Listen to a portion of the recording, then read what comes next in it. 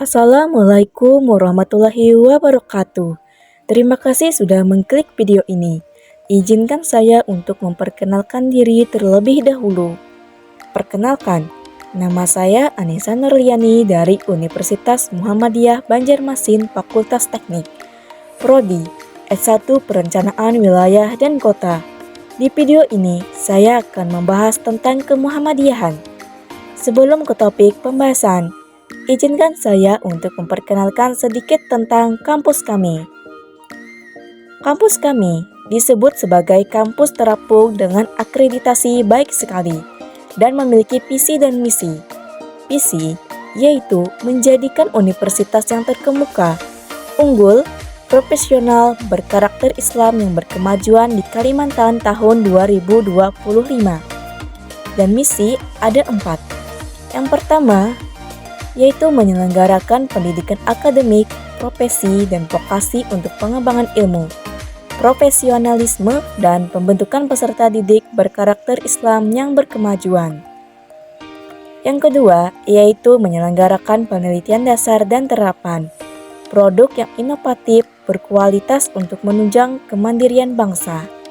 Yang ketiga, yaitu mengabdikan keahlian dalam bidang ilmu pengetahuan, teknologi, dan seni untuk kepentingan masyarakat. Kerjasama yang produktif dan berkelanjutan dengan kelembagaan pendidikan, pemerintahan, dan dunia usaha di tingkat daerah, nasional, dan internasional. Dan yang keempat ialah mengembangkan organisasi, meningkatkan kualitas tata kelola yang baik atau good university governance, menuju tata kelola yang unggul atau excellent university governance secara efektif dan efisien dalam suasana akademik yang islami dan bermartabat.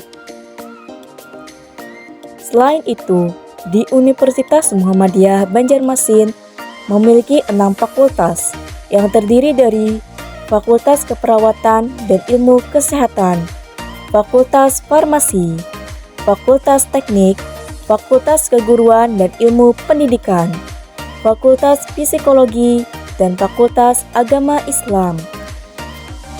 Kenapa harus kuliah di Universitas Muhammadiyah Banjarmasin? Karena Universitas Muhammadiyah Banjarmasin memiliki misi untuk menghasilkan lulusan yang profesional, unggul, dan islami, yang memiliki integritas kepribadian dan moralitas yang islami dalam konteks kehidupan individual maupun sosial. Oleh karena itu, jelajahi kesempatan akademis yang tak terbatas di Universitas Muhammadiyah Banjarmasin dengan fakultas yang berpengalaman dan lingkungan belajar yang mendukung. Selanjutnya kembali ke topik awal, yaitu membahas tentang kemuhammadiyahan. Kemungkinan tidak semua orang tahu apa itu Muhammadiyah. Jadi, Muhammadiyah itu adalah gerakan Islam dan dakwah amar ma'ruf nahi mungkar yang berakidah Islam dan bersumber pada Al-Quran dan Sunnah. Bercita-cita dan bekerja untuk terwujudnya masyarakat Islam yang sebenar-benarnya, adil, makmur yang diridhoi Allah Subhanahu wa Ta'ala, untuk melaksanakan fungsi dan misi manusia sebagai hamba dan khalifah Allah di muka bumi. Selain itu, Muhammadiyah memiliki cita-cita, yaitu berkeyakinan bahwa Islam adalah agama Allah yang diwahyukan kepada Rasul-Nya, yaitu mulai dari Nabi Adam hingga Nabi terakhir, yaitu Nabi Muhammad SAW, sebagai hidayah dan rahmat Allah kepada umat manusia sepanjang masa, dan menjamin kesejahteraan hidup, yaitu material dan spiritual, duniawi dan ukhrawi. Terus Islam dan keyakinan Muhammadiyah. Islam dalam keyakinan Muhammadiyah memiliki apa yang disebut dengan 5 angka yang dibagi menjadi 3 kelompok, yaitu yang pertama, kelompok 1 itu mengandung pokok-pokok persoalan yang bersifat ideologis, ialah angka 1 dan 2, yang berbunyi 1. Muhammadiyah adalah gerakan yang berasas Islam, bercita-cita, dan bekerja untuk terwujudnya masyarakat Islam yang sebenar-benarnya, untuk melaksanakan fungsi dan misi manusia sebagai hamba dan khalifah Allah di muka bumi.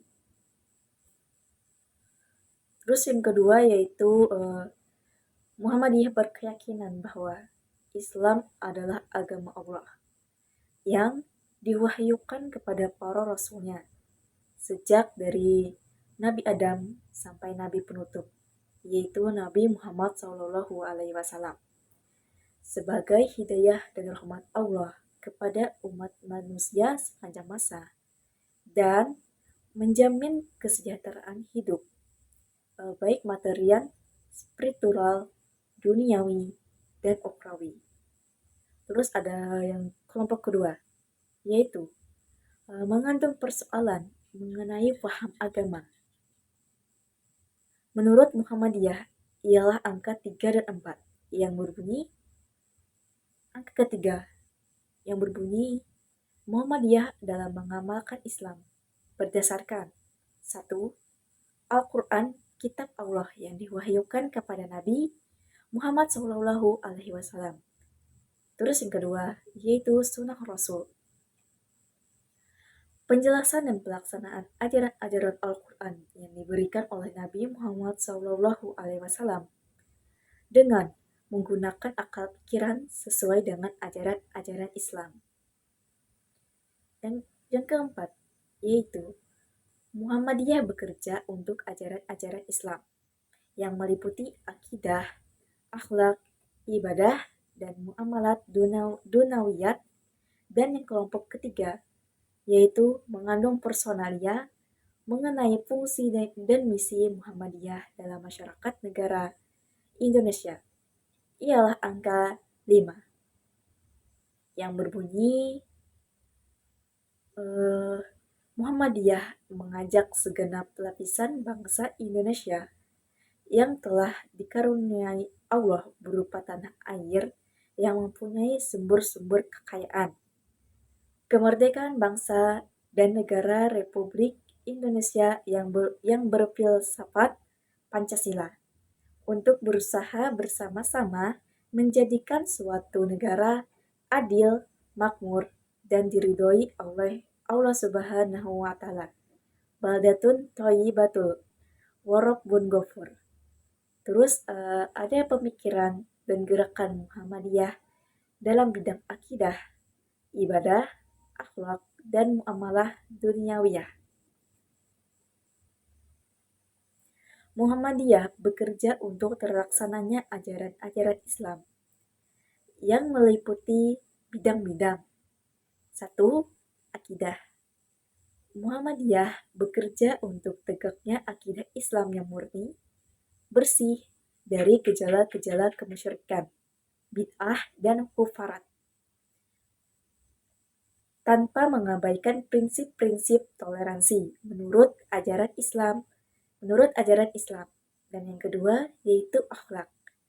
Muhammadiyah bekerja untuk tegaknya nilai-nilai akhlak mulia dengan berpedoman kepada ajaran-ajaran Al-Quran dan Sunnah Rasul, tidak bersendi kepada nilai-nilai ciptaan manusia.